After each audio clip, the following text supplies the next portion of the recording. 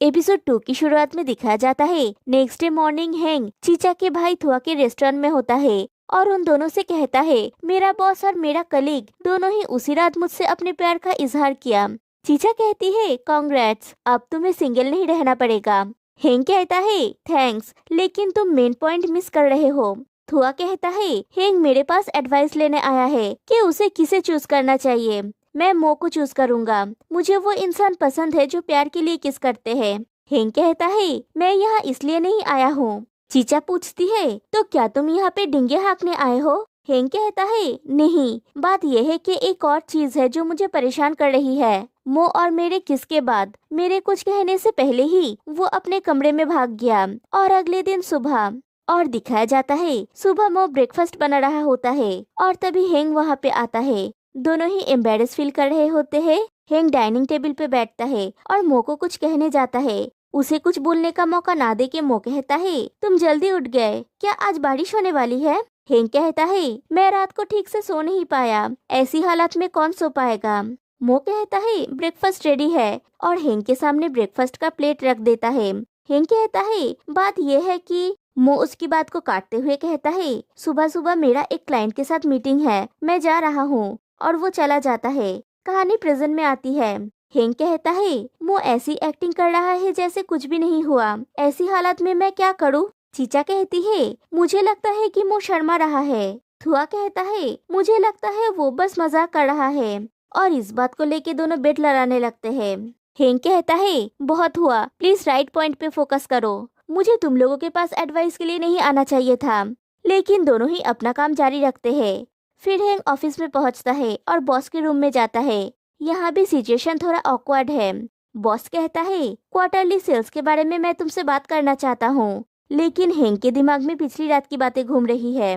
Boss पूछते हैं सच कहना, क्या आज तुम्हें कुछ हुआ है। मैंने देखा था कि आज सुबह से ही तुम स्ट्रेस्ड दिख रहे हो। अगर कोई बात हो तो तुम मुझसे कभी भी बात कर सकते हो। हैंगनी। हैंग पूछता है हैंगनी कौन है। बॉस कहते हैं ये एक निकनेम है जो लवर्स के बीच में होता है। ये हनी प्लस हैंग, हैंगनी। हैंग और भी एम्बेरस हो जाता है। बॉस फिर से पूछते हैं तो तुम मुझे किस नाम से पुकारना चाहते हो। हैंग कहता है मैं आपको कहूँगा बॉस एज यूजुअल। बॉस पूछते हैं तो तुम किस बात से परेशान हो। हैंग को समझ में नहीं आता कि कैसे कहे। वो बात को पलटते हुए पूछता है क्या मेरे लिए आपके पास कोई असाइनमेंट है। इन दिनों मेरे पास कोई क्लाइंट्स नहीं है। बॉस हंसने लगता है और कहता है मुझे लगा था कि कोई सीरियस प्रॉब्लम है, तुम लोगों के लिए मेरे पास एक असाइनमेंट है।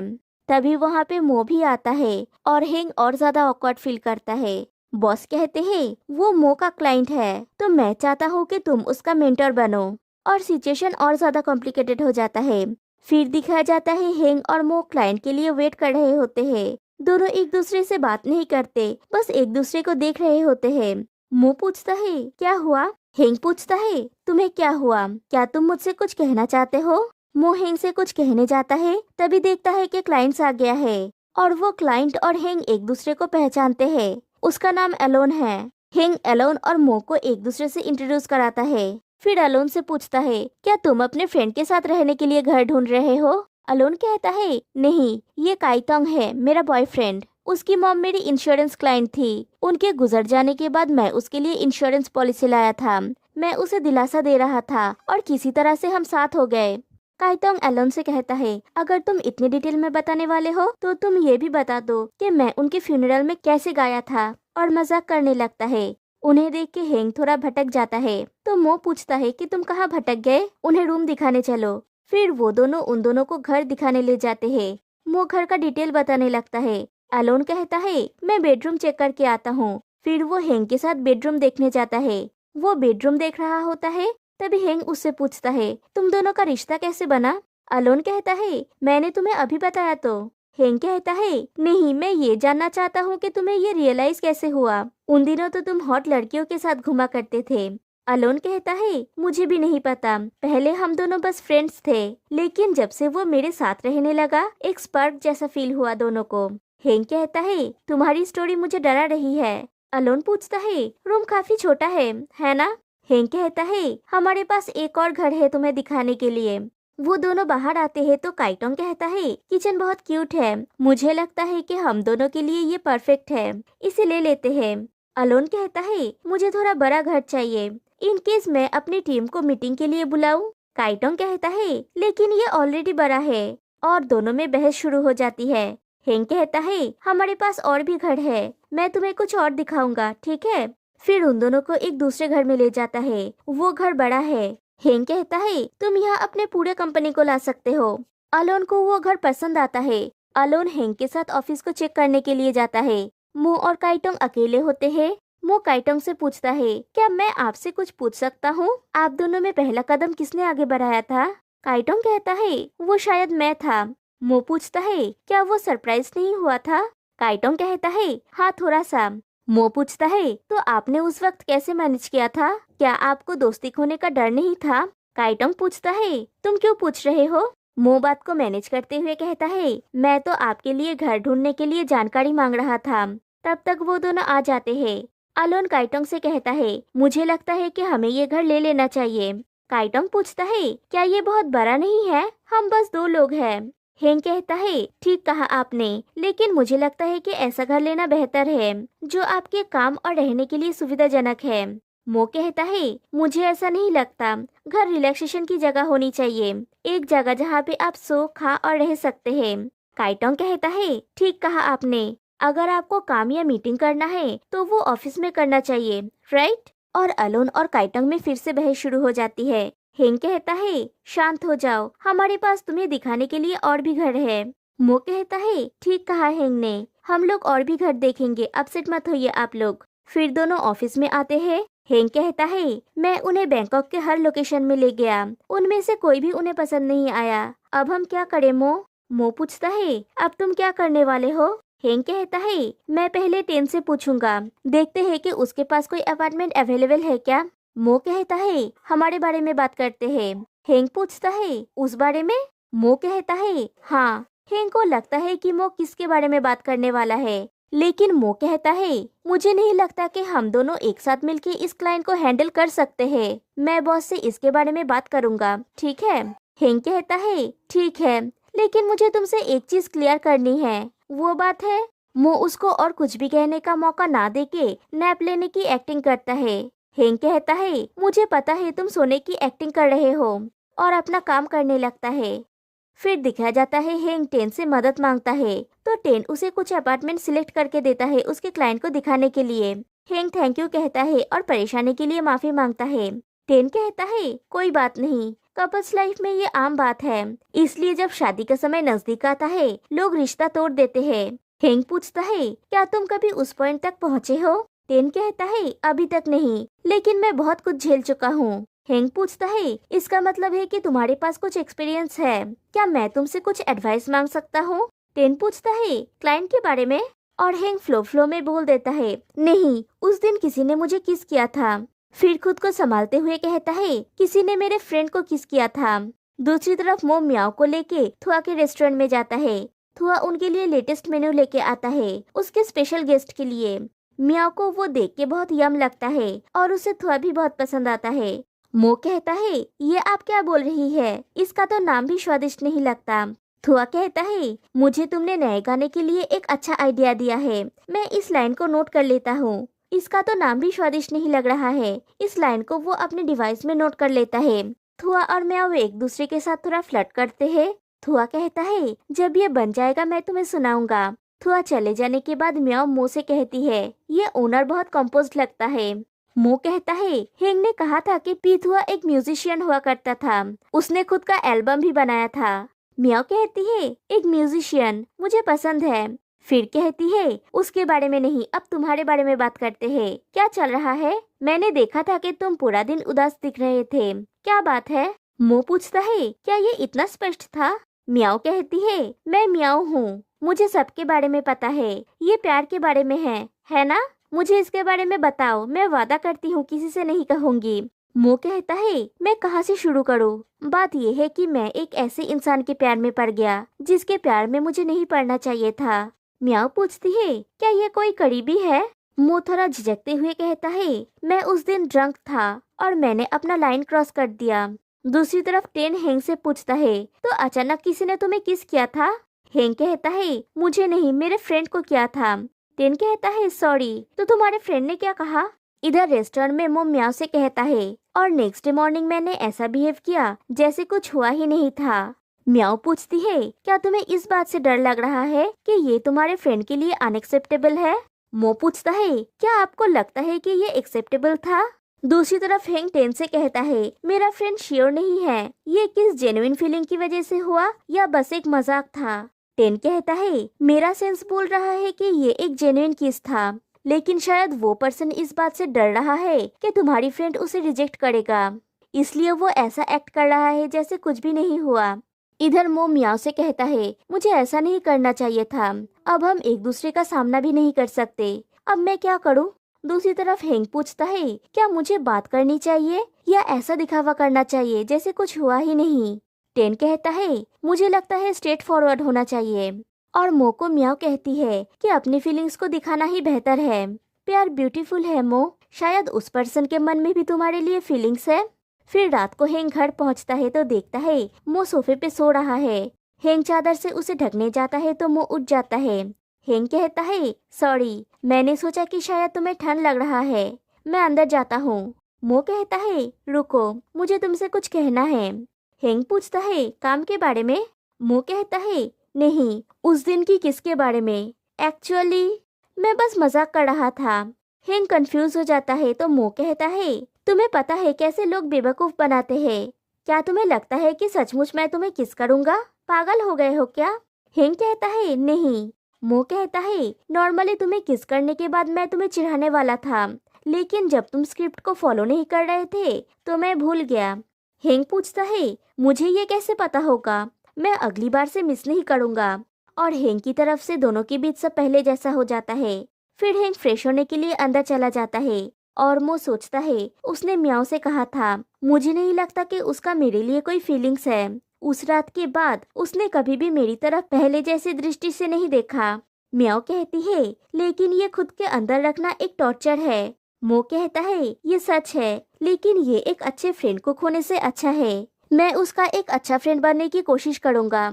और इसलिए मो ने हेंग को सच नहीं बताया, ये कहा कि ये एक मजाक था।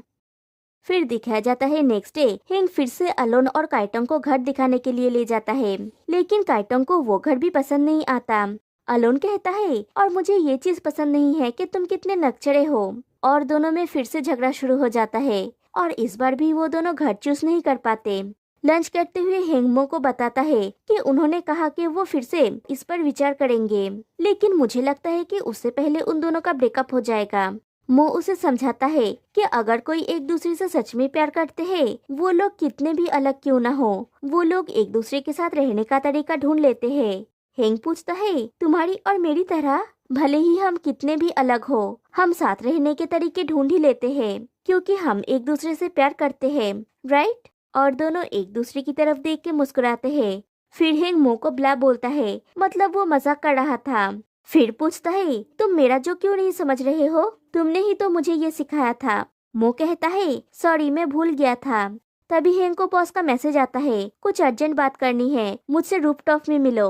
वो मो से कहता है, बॉस मुझसे जल्द से जल्द मिलना चाहते हैं, मैं आ रहा हूँ। हेंग बॉस से मिलने के लिए रूफटॉप में जाता है और बॉस से पूछता है, आपने मुझे यहाँ पे क्यों बुलाया? बॉस कहते हैं, मुझे तुम्हें कुछ देना है, लेकिन मैं नहीं चाहता था कि कोई और इसे देखे। हेंग को लगता है कि शायद बॉस उसे फायर करने वाले हैं, लेकिन बॉस उसके लिए लंच बॉक्स लाया है। बॉस कहते हैं, मैंने तुम्हारे लिए लंच बॉक्स बनाया है। मैंने सुना है कि मो अक्सर तुम्हारे लिए स्टफ्ड ऑमलेट बनाता है, तो मैं भी तुम्हारे लिए ये बनाना चाहता था। फिर वो हेंग को उनके पास बैठने के लिए कहते हैं। हेंग खाना देख के पूछता है, ये आपने बनाया है? बॉस कहते हैं, मैं इसे आजमाना चाहता था। फिर हेंग वो खाना खाता है और उसे बहुत अच्छा लगता है। बॉस कहते हैं, मैं खुश हूँ कि तुम्हें ये पसंद आया हेंग ने। फिर पूछता है, तुम कैसे हो? मैंने सुना है कि तुम्हारे काम में काफी मुश्किल चल रहा है। हेंग कहता है, हाँ, वो लोग अलग रहना चाहते हैं और मुझे लगता है कि यही ठीक है। बॉस कहते हैं, ये मत भूलना कि वो लोग हमारे पास आए थे दोनों के लिए एक अच्छा घर ढूंढने के लिए। हेंग कहता है, लेकिन बॉस मुझे नहीं पता कि क्या करना है। बॉस कहते हैं, इससे पहले हमारे पास और भी टफ क्लाइंट रह चुके हैं। तुम्हें वो पहला क्लाइंट याद है, वो चिकन राइस शॉप वाला, बाप और बेटा? फ्लैशबैक में दिखाया जाता है कि बाप और बेटा दोनों झगड़ा कर रहे हैं। बाप कहते हैं, मैं यहाँ पे पैदा होने के टाइम से रह रहा हूँ, मेरे रेगुलर कस्टमर्स यहाँ पे आसपास रहते हैं, मैं इस बिल्डिंग को सेल नहीं करूँगा। उसका बेटा कहता है, डैड ये एक मिराकल होगा अगर हम इस फटे पुराने जगह को बेचने में कामयाब हो जाए। और दोनों झगड़ा करने लगते हैं। हेंग कहता है, शांत हो जाइए, प्लीज मत लड़िए। फिर बेटे से कहता है, अगर आपके फादर इस जगह को छोड़ना नहीं चाहते हैं तो उन्हें ये छोड़ना नहीं होगा। मैं एक कॉन्ट्रैक्टर को ढूंढूंगा आपके घर को रेनोवेट करने के लिए। उसके बाद आप आराम से यहाँ पे रह सकते हैं और अपने रेगुलर कस्टमर से भी मिल सकते हैं। कहानी प्रेजेंट में आती है। हेंग कहता है, मुझे याद है, मैं उस समय बहुत एम्बिशियस था। बॉस पूछता है, तुम्हें याद है उसके बाद क्या हुआ था? कहानी फिर से फ्लैशबैक में जाती है। बॉस कहते हैं, अगर तुम क्लाइंट से ऐसे कहोगे तो हमें कोई भी कमीशन नहीं मिलेगा। हेंग कहता है, सॉरी, लेकिन आपने सिखाया था एक अच्छा घर वही है जहाँ पे सब खुशी से रहते हैं। आपने एक बार सिखाया था मेरे ट्रेनिंग पीरियड के दौरान, इसलिए मुझे लगा कि मेरा ऐसा करने से क्लाइंट्स खुश होंगे। तभी बॉस का बैग लेके कोई भागने की कोशिश करता है। बॉस गिर जाते हैं और हेंग चोर को पकड़ने के लिए भागता है। कहानी फिर से प्रेजेंट में आती है। हेंग कहता है, लकीली मैं उस चोर के पीछे भागा था, नहीं तो आपका वॉलेट नहीं मिलता। बॉस पूछते हैं, और क्या हुआ था? हेंग कहता है, बस यही था। बॉस कहता है, अच्छी तरह से सोचो, वो सीन इस स्टोरी की हाईलाइट है। हेंग और थोड़ा सोचता है तो उसे याद आता है। हेंग कहता है, आपके एंकल में मोच आ गई थी और मैं आपके लिए बैंडेज खरीद के लाया था। फ्लैशबैक में दिखाया जाता है, हेंग बॉस के एंकल में बैंडेज लगा देता है और उसके बाद उनका शू उन्हें पहना दिया था। बॉस कहते हैं, उस पल मुझे महसूस हुआ कि अगर मैं सिंड्रेला होता तो मेरा प्रिंस ऐसे मुझे शू पहनाता। और तभी मुझे पता चला कि मेरा दिल क्या चाहता है, कि मैं इस लड़के के प्यार में पड़ चुका हूँ। हेंग पूछता है, मेरे? और वो फिर से अनकंफर्टेबल फील करने लगता है। बॉस कहते हैं, मैं अपनी बेटी से बात करने की कोशिश करूँगा। हेंग ने, प्लीज मेरे लिए वेट करना। हेंग कहता है, बॉस मैं ऐसा कुछ भी फील नहीं करता। और तभी मो वहाँ पे आ जाता है और बॉस से कहता है, क्या आपको दिखाई नहीं देता कि हेंग अनकंफर्टेबल फील कर रहा है? बॉस कहते हैं, मैं तो हेंग को काम के बारे में बात करने के लिए बुलाया था। मो पूछता है, काम के बारे में? तो उस होममेड लंच बॉक्स का क्या? आप उसके समय का दुरुपयोग कर रहे हैं, इसे सत्ता का दुरुपयोग माना जाता है।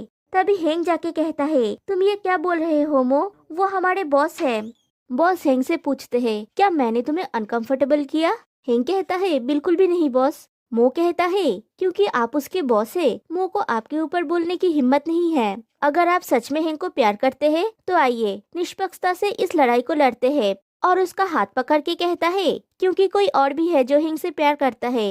हेंग मो को मजाक करना बंद करने के लिए कहता है, तो मो कहता है, चुप रहो, बड़े बात कर रहे हैं। बॉस हेंग का हाथ पकड़ के कहते हैं, हेंग ने मुझे चूज किया है। मो भी हेंग का दूसरा हाथ पकड़ के कहता है, हेंग ने मुझे चूज किया है, मैं बहुत सालों से उसका फ्रेंड हूँ। बॉस कहते हैं, हेंग 10 साल से ज्यादा समय से मेरे लिए काम कर रहा है, मैं अभी हेंग के बारे में 10 अच्छी बातें बोल सकता हूँ। मो कहता है, ये तो कोई भी कर सकता है, मैं उसके बारे में 10 बुरी चीजें भी बोल सकता हूँ। बॉस कहते हैं, मैं 100 बोल सकता हूँ, वो हमेशा लेट ऑफिस आता है। मो कहता है, वो देर रात तक वीडियो गेम्स खेलता है इसलिए देर से आता है। और दोनों हेंग की बुराइयां गिनाने लगते हैं। हेंग उन दोनों को चुप कराने जाता है तो वो दोनों हेंग को धक्का मारते हैं और वो गिर जाता है। बॉस और मो अपना झगड़ा जारी रखते हैं। तभी बॉस को एक कॉल आता है। कॉल कट करने के बाद मो कहता है, वो मेरा क्लाइंट था। बॉस कहते हैं, हाँ, प्रेजेंटेशन रेडी करो और मीटिंग रूम में आओ। मो कहता है, ठीक है, प्लीज मुझे सारा इन्फॉर्मेशन मेल कर दीजिए। और दोनों ऐसे चले जाते हैं जैसे कुछ हुआ ही नहीं। और हेंग वहाँ पे बैठ के रोने लगता है। शाम को जब हेंग थुआ के रेस्टोरेंट में जाता है, मो वहाँ पे ऑलरेडी मौजूद होता है। हेंग थुआ से एक बियर का बोतल देने के लिए कहता है। हेंग और मो एक दूसरे से बात नहीं करते तो थुआ पूछता है, तुम दोनों को क्या हुआ है? तुम दोनों आज इतने टेंस क्यों दिख रहे हो? हेंग कहता है, उससे पूछिए। मो कहता है, कुछ नहीं हुआ है। हेंग मो से पूछता है, तुम बॉस को ये सब बातें कैसे बोल सकते हो? मो कहता है, मैं तुम्हें हेल्प कर रहा था। हेंग पूछता है, किस चीज में हेल्प कर रहे थे? तुमने बॉस को कहा कि तुम मुझे पसंद करते हो ताकि वो मुझे परेशान करना बंद कर दे, लेकिन ये बोलने का और भी अच्छा तरीका था। मो कहता है, मैं बॉस को झूठ नहीं बोल रहा था, मैं तुमसे झूठ बोल रहा था। हेंग पूछता है, तुमने ऐसा क्यों किया? मो कहता है, मैं तुमसे प्यार करता हूँ। क्या तुमने क्लियरली सुना? मैं तुम्हें पसंद करता हूँ। उस दिन रात को मैं तुम्हारे साथ मजाक नहीं कर रहा था। मैं तुम्हें सच में लाइक करता हूँ। हेंग पूछता है, क्या इसलिए तुम मेरे घर में रहे और मेरे लिए खाना बनाया क्योंकि तुम्हें मुझसे कुछ चाहिए था? शिट, मैंने तुम पे ट्रस्ट किया था। मैंने हमेशा सोचा है कि तुम मेरे फ्रेंड हो और ये तुम्हारा असली रंग है। मो कहता है, मुझे माफ कर दो अगर मेरी वजह से तुम अनकंफर्टेबल हो तो मैं तुम्हारा घर छोड़ दूंगा। ये कह के मो वहाँ से चला जाता है। फिर चीचा आके हेंग के सर पे एक चाटा मारती है और कहती है, तुम एक इडियट हो। तुमने मुझसे कहा था तुम्हारे साथ रहने के लिए, तो फिर ऐसा एक्टिंग क्यों किया कि उसने तुम्हें धोखा दिया है? क्या तुम वो इंसान नहीं थे जिसने उसे तुम्हारा काम करने के लिए फुसलाया था? तुम्हारे जैसा सेल्फिश इंसान पूरी जिंदगी अकेले रहना डिजर्व करता है। और ये कह के चीचा वहाँ से चली जाती है। हेंग थुआ को बियर देने के लिए कहता है तो वो भी उसकी बात अनसुना कर देता है। फिर हेंग घर जाता है। वो फ्रिज खोलता है तो देखता है उसके लिए खाना है और उसके ऊपर मोर ने एक मैसेज छोड़ा है कि इसे गर्म करके खाना। हेंग को चीचा की बातें याद आती है और वो सोचने लगता है। नेक्स्ट डे हेंग दौड़ते हुए उसी घर में पहुंचता है जो उसने अलोन और काइटन को सबसे पहले दिखाया था। हेंग पूछता है, ये तो पहला घर है जो मैंने तुम लोगों को दिखाया था। तुम लोगों ने तो कहा था ना कि ये तुम लोगों को पसंद नहीं है। अलोन कहता है, इस घर में एक क्यूट किचन है जो मेरे बॉयफ्रेंड को पसंद है। हेंग पूछता है, तो तुम्हें बड़ा मीटिंग रूम नहीं चाहिए? काइटोंग कहता है, हम लोग सोच रहे थे कि इस घर को थोड़ा रेनोवेट कर लूं। एक दीवार गिरा देने से हमें एक बड़ी जगह मिल जाएगी। हेंग कहता है, हाँ सही बात है। फिर पूछता है, तुम लोग कब से बात करने लगे? काइटोंग कहता है, जब हम लोग अलग अलग जगह पे तलाश कर रहे थे। किचन कितना भी सुंदर क्यों ना हो, वो मेरे किस काम का अगर मैं घर आके उसके लिए खाना ना बनाऊं? अलोन कहता है, मेरा भी यही है। मुझे एक बड़ा मीटिंग रूम चाहिए था, लेकिन अब मुझे पता है मैं घर आके उसे खाना बनाते हुए देखना चाहता हूँ। हम एक ऐसा घर ढूंढ रहे थे। क्या अब हम कॉन्ट्रैक्ट साइन कर सकते हैं? हिंग कुछ सोचता है और कहता है, मैं बाद में ये काम देख लूंगा, अभी मुझे जाना होगा। ये कह के वो वहाँ से चला जाता है।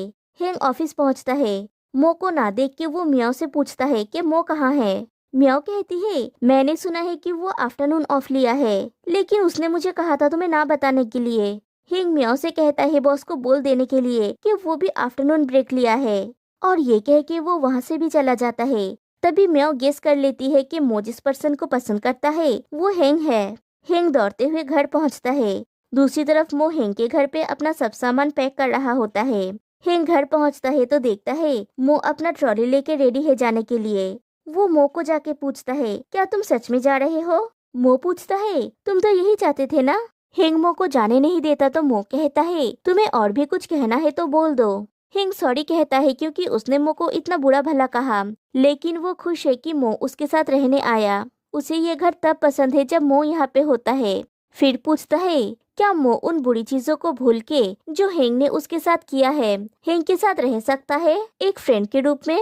मो हेंग की तरफ बढ़ता है। दोनों के फेस एकदम करीब होते हैं और हेंग अपनी आंखें बंद कर लेता है जैसे मो उसे फिर से किस करने वाला है, लेकिन मो उसके फोरहेड पे मारता है। फिर कहता है वो माफी चाहता है, लेकिन अब वो और हेंग का फ्रेंड बन के नहीं रह पाएगा। ये कह के वो अपना सामान लेके चला जाता है। नेक्स्ट डे मो अपनी जगह पे बैठ के काम कर रहा होता है। तभी हेंग आके अपनी जगह पे बैठता है और मो से कुछ कहने जाता है तो मो घर की डुप्लीकेट चाबी देता है जो उसके पास रह गया था। हेंग पूछता है, कल रात तुम कहाँ पे सोए थे? मो कहता है, हम अभी ऑफिस में हैं तो सिर्फ काम के बारे में बात करेंगे।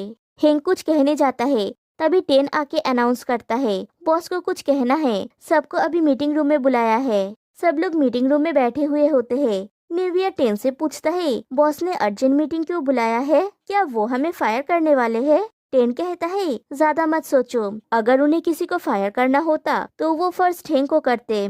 तभी बॉस आते हैं और कहते हैं, मेरे पास एक अच्छी और एक बुरी खबर है। बुरी खबर ये है कि इस महीने हमारा सेल्स टारगेट 3 दिन पहले पूरा करना पड़ेगा। सब ये बात सुन के मायूस हो जाते हैं। बॉस फिर से कहते हैं कि वो 3 दिन हम कंपनी की तरफ से घूमने जाएंगे। सब खुश हो जाते हैं। बॉस कहते हैं, मैंने जगह सोच लिया है, क्या किसी को कुछ पूछना है? तभी हेंग कहता है, मुझे जानना है क्या मैं मो के साथ रह सकता हूँ? ये सुन के सभी हैरान हो जाते हैं, खासकर बॉस और मो। और हेंग सोचता है, कम ऑन, अगर मैं इसी तरह खेलता रहा तो किस्मत हमें किसी न किसी तरह साथ ले आएगा। और यहीं पे एपिसोड 2 एंड हो जाती है। तो गाइस आज के लिए बस इतना ही, फिर मिलते हैं नेक्स्ट वीडियो में, तब तक के लिए बाय बाय।